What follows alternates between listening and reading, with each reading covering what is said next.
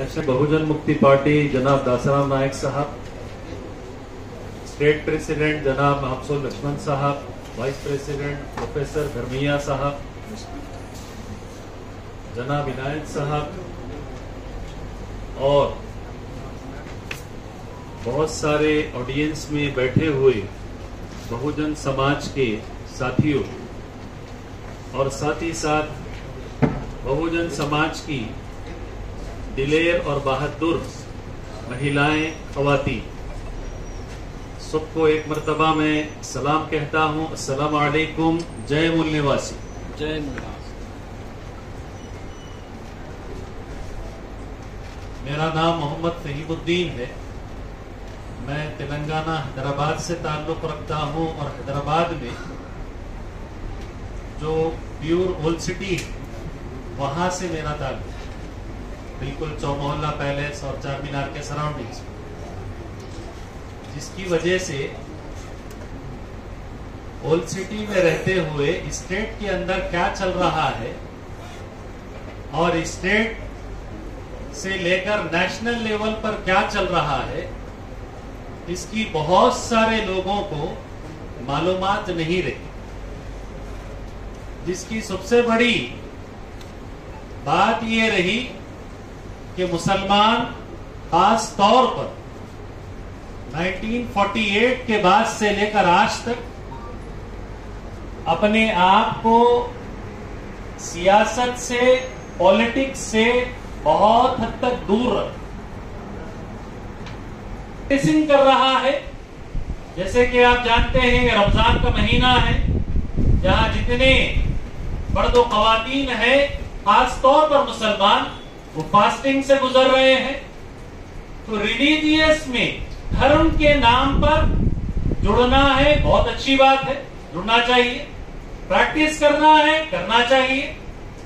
लेकिन दुनिया के अंदर रहते हुए दुनिया में क्या चल रहा है, आप जिस स्टेट में है, जिस कंट्री में है, ये कंट्री कैसे रूल कर रही है और कौन सा ऐसा सिस्टम है जो इस कंट्री को लेकर चल रहा है, अगर ये सिस्टम नहीं मालूम होगा तो खास तौर पर जो कम्युनिटी इस सिस्टम को नहीं मालूम करेगी, उस कम्युनिटी को रिलीजियसली एजुकेटेड कहा जाएगा और कंट्री वाइज वॉलिडेशन करने का भी अधिकार है।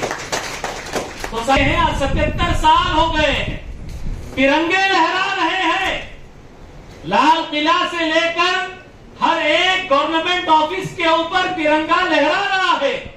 लेकिन बहुजन समाज, 80 करोड़ बहुजन समाज राशन के लिए भीख मांगने की नौबत पे आ गया है।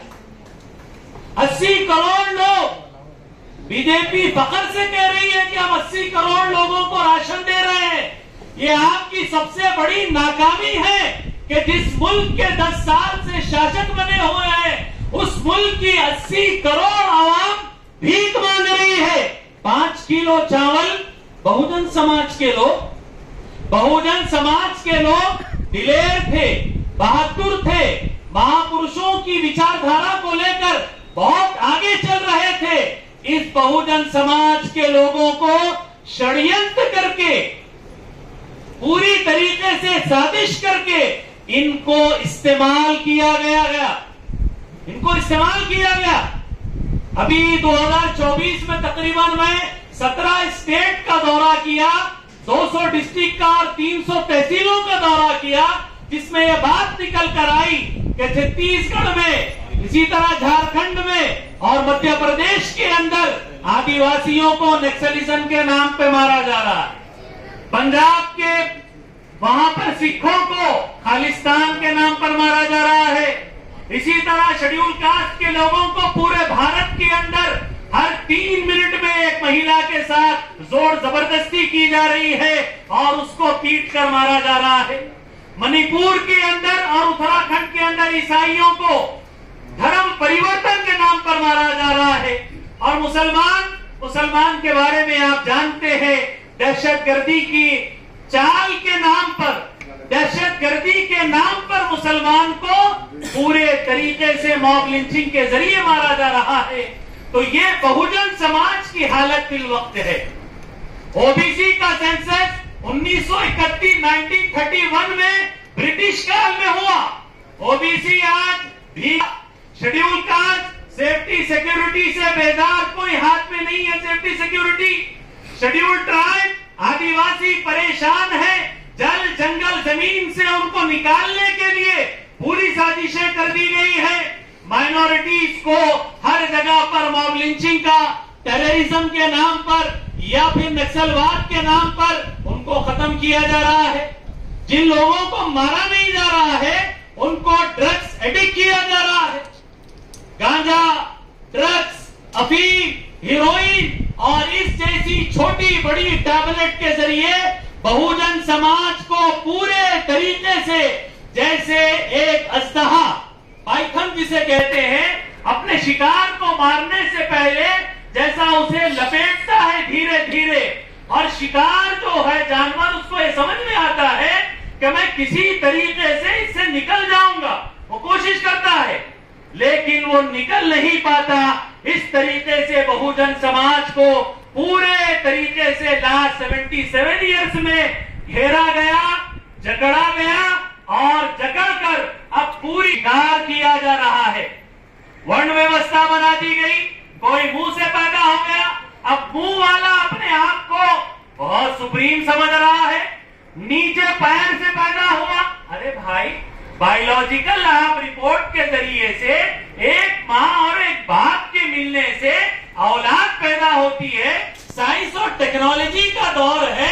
ऐसी पाखंड मानसिकता है कि लोग समझ रहे हैं कि फला मुंह से पैदा हो गया, हाथ से पैदा हो गया, पेट से पैदा हो गया, पैर से पैदा हो गया। पैर से पैदा हुई जाति को 54% बीसी और ओबीसी करार दे दिया गया।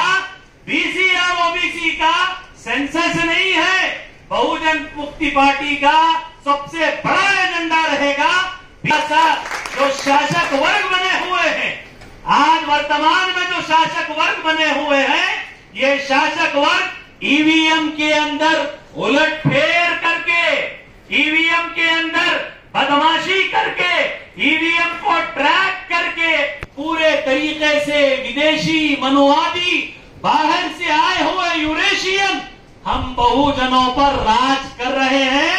अब ये राज चलने वाला नहीं है, क्योंकि बहुजन जाग चुका है। बहुजन जाग चुका है। स्टेज पर आप एससी, एसटी, ओबीसी, माइनॉरिटी देखेंगे, ऑडियंस के अंदर आप एससी, एसटी, ओबीसी और माइनॉरिटी को देख रहे हैं। ये इस बात का प्रूफ है, उदाहरण है, दलील है कि अब बहुजन जाग चुका है। क्या आप जागे हैं या नहीं जागे हैं? भाई जागे हैं या नहीं जागे हैं? आपको जागना होगा अपने बच्चों के लिए, आपको जागना होगा अपनी महिलाओं के लिए, आपको जागना होगा अपने आने वाली नस्ल के लिए। वरना ये जानते हैं और इन्होंने ऐसा हजारों साल से किया है कि मुसलमान को टारगेट बनाकर, मुसलमान को निशाना बनाकर बहुजन समाज को गुलाम बना के की रणनीति इनकी बहुत पुरानी है। काशीराम जी कहा करते थे कि मैं अकेला समाज को तब्दील नहीं कर सकता, मैं अकेला समाज को तब्दील नहीं कर सकता, लेकिन मैं लगातार कोशिश इसलिए कर रहा हूं कि एक पत्थर